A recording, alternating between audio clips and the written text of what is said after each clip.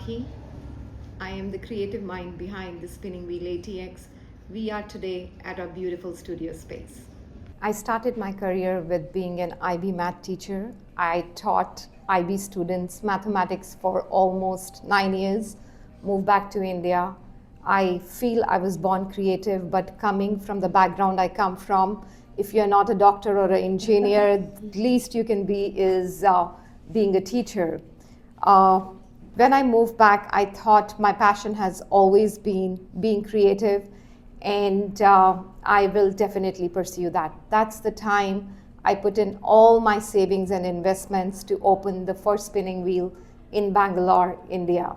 And I am so happy and fortunate that my husband was completely in favor of it. He supported me thoroughly, and the spinning wheel in India ran for almost 11 years, where all the IB students from all across Bangalore would come to learn the creative aspects of life. So once you realized you were more interested in the creative aspects of life, how did you go about forming this first spinning wheel in Bangalore, India? So, to get started with my first studio space in Bangalore, I wanted a studio space with a focus on sustainable art because I felt that was the element that was missing. I put in all my investments and opened a studio space in Whitefield in Bangalore with practically every penny I had been put into the business. The space was 2,600 square feet, which catered to kids from 3 years to anybody who had a creative mindset. So, above your artistic passion, how did you decide that opening a studio and teaching students art was the right thing to do?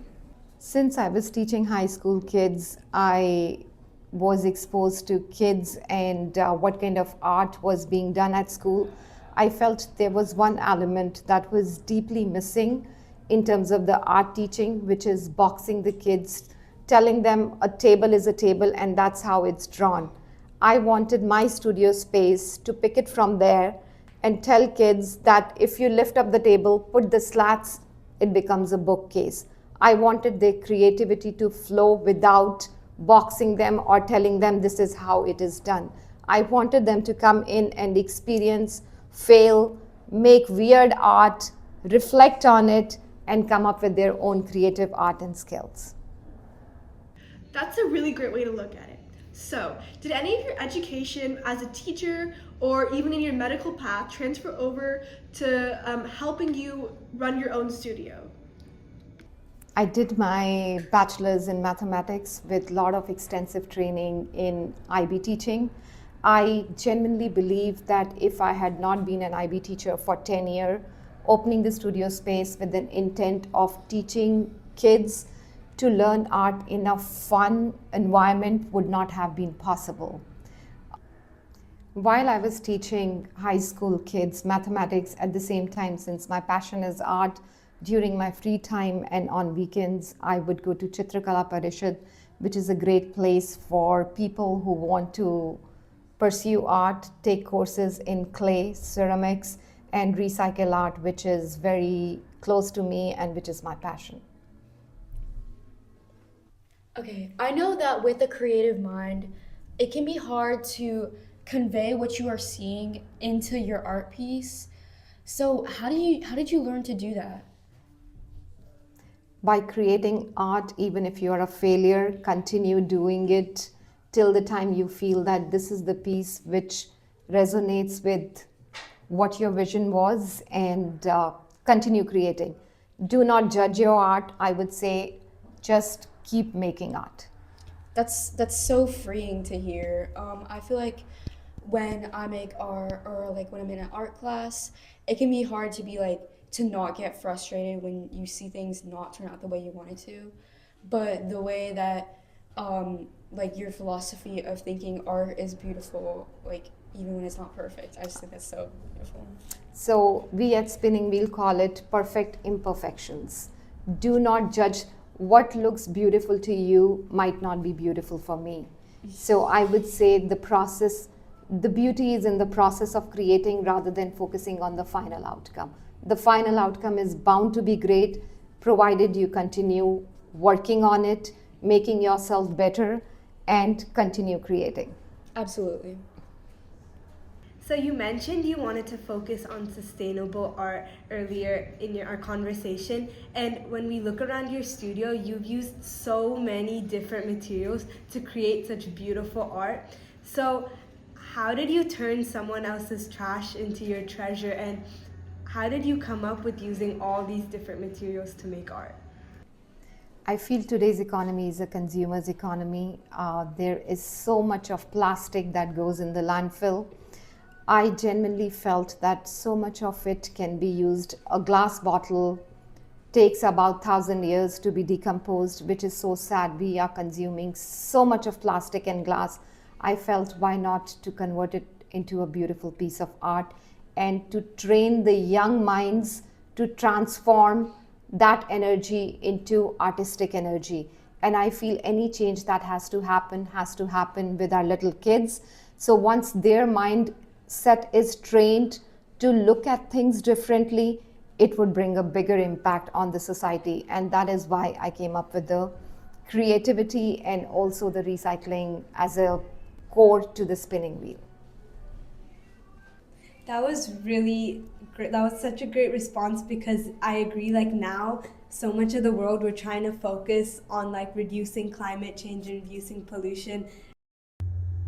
So I feel like the mission of the spinning wheel is very important to this community. So how do you make sure that your team is aligned on this mission, and what other team members do you have that make up the spinning wheel? So we have a team of 5 artists right now.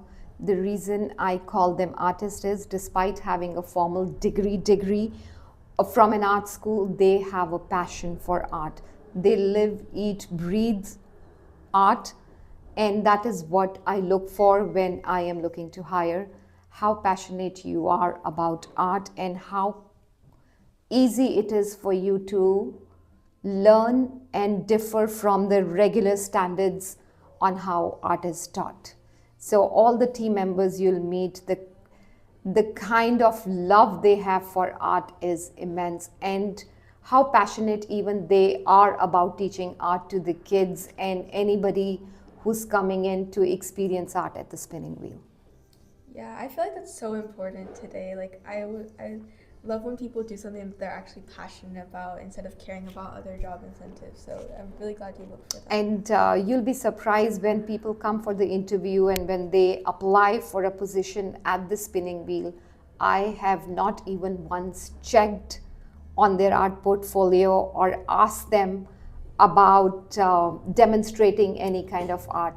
I just want to understand and know how much they value art and recycling for the society and environment, and if I feel that their passion, love for art and sustainability aligns with the standards of the spinning wheel, they are on board.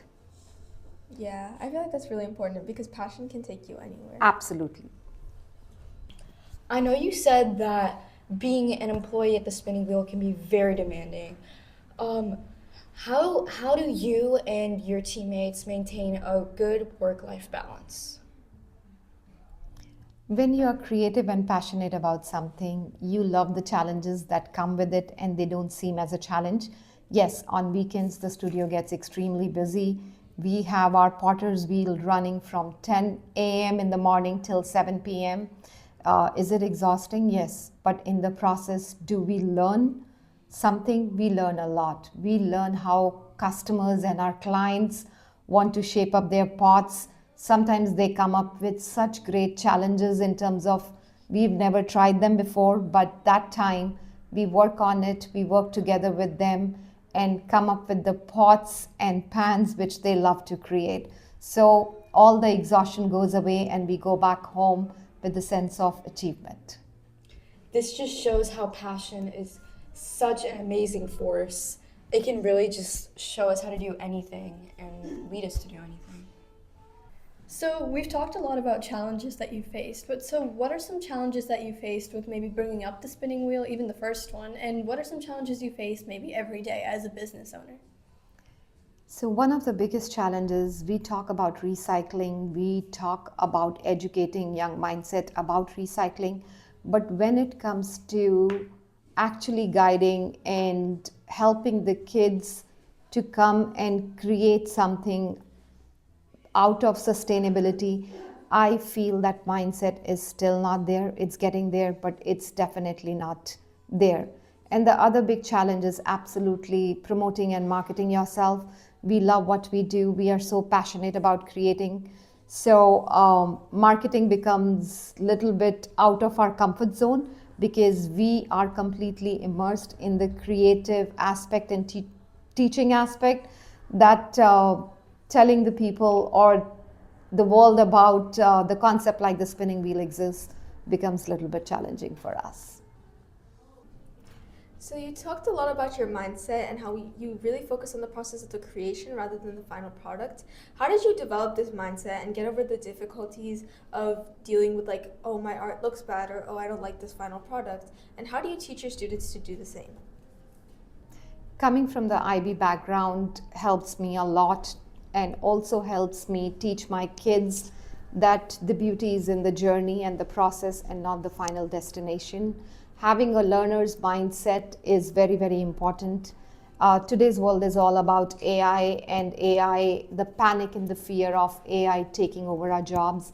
I personally believe that having the creativity and the creative mindset and using our hands to magically come up with something and not judging it is the future.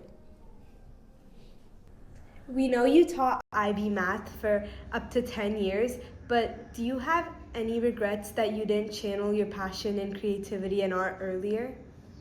Absolutely not. I feel that that was the stepping stone towards opening the spinning wheel. That was the time I was closely involved with kids. I would sit with them, I would know their mindset, I would see how scared they were with art and pursuing art as a career. So that did help me understand completely in terms of how a teenager thinks about art and fearing art and to pursue it as a career. So those 10 years were basically for me being in a school, learning, and then opening my own studio space. I feel that I got ready only at the right time, which was 10 years being engaged and involved with the children and understanding them. That definitely makes a lot of sense. I can see how teaching kids and seeing that they were taught to only do art in a certain way definitely helped you realize this is what you want to do in the future. Your mindset is amazing. Did you have any role models that weren't necessarily art role models, but role models in the way you think and the way you do things? Absolutely. My mother has been my greatest role model with the limited resources while I was growing up and with the passion of art. She would always tell me to look around the stuff which is in the house. For example, creating colors. If you need a yellow color, use turmeric powder to create the color, which definitely instilled creativity in me, and also to use stuff which is around to create beautiful piece of art. And she was very, very encouraging. You are sewing a dress for yourself, the fabric is left, use that fabric to create an art. So that was when I feel I got into the sustainable art and the joy of sustainability and creating art. And the biggest thing which she did, which definitely encouraged me, and also that is something I tell my students to do too, is create an art and put that art as a storytelling piece. Tell people how the existence of that art came into being. And those beautiful stories, when somebody is coming to your house or you're talking about it, build so much of confidence and absolutely a sense of pride in you. Your job is very rewarding, but is there one or a couple of specific moments that really stood out to you as like really uplifting you or making you feel great? The biggest rewarding moment for me is being able to create a studio space in Austin with the focus on sustainability. There is a complete sense of gratitude.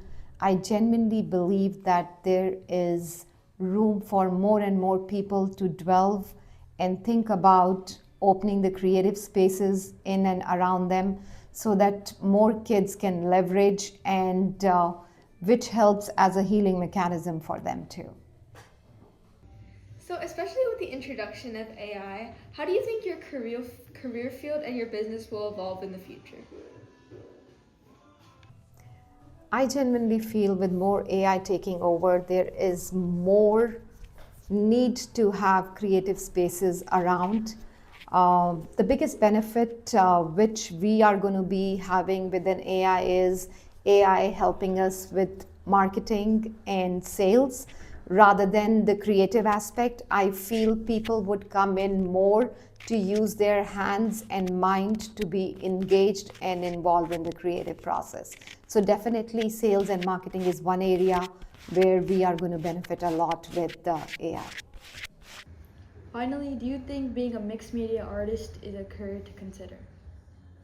With the fast pace and changing environment, I definitely believe that having a mixed media art is a great career choice, and it is a responsibility of the parents and the educators to encourage the kids to be taking this art as a career choice. Thank you so much for taking your time and joining us here today. You answered all of our questions, and we really loved learning about your career and your beautiful studio. So thank you. Thank you so much. Thank you so much. Thank you. Bye. Bye. Hey guys, we just finished our interview at the Spinning Wheel, and we have so many things we took away. Does anybody want to start? Yeah, I'll start. I really like how much she highlighted passion and having the right mindset and how it's important, because above education, above what you learn, passion and mindset can take you anywhere. No, definitely. She really emphasized doing what you love is the best option. And like again, she started teaching, and then she mixed her art passion and she put it together, and now she teaches people in her own art studio. Yeah, she really made it clear that whatever you want to do, it's not that you have to start with your passion immediately and you have to stay there forever. You're going to get there eventually, and there's many different steps you can take, and it doesn't matter if you start later, sorry. You can I love how her focus was on sustainability, because I think that's a big focus in today's world. And if you see her studio, you can tell almost all the art pieces here are made out of recycled materials, and everything here is unique. I think she called her mindset a learner's mindset, in which there's no like real way of failing, and that all art is beautiful. And I thought that was just really cool, and you can definitely tell how positive she is just by the way she talks and acts. No, yeah, she called, when you make mistakes in art, she called them perfect imperfections. I know. Yes, that's so cute. cute. Yeah. Savani, do you have any takeaways? I feel like her mindset, I know we talked about it a lot, but like she really likes the idea of taking something that was trash or like changing people's view on something that's not that good, but honestly it's probably better because they made it from their heart.